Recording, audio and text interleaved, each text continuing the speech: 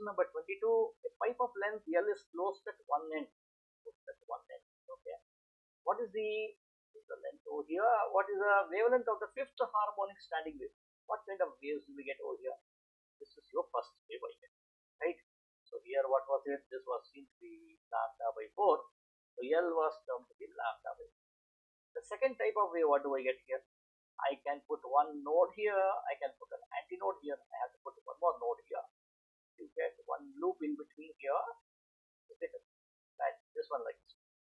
So this would be lambda by 4, so lambda by 2, and this would be lambda by 4. So as a result of it, the length, which is not changing, should now be equal to 3 lambda by 4.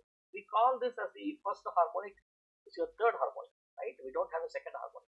So your fifth harmonic should be 5 lambda by 4, right? So what is it which is required?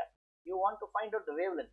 The wavelength here, just transpose this. You can say lambda is equal to 4 L divided by 5. Just put this 4 here, put 5 downwards, get this answer lambda equal to 4 by 5.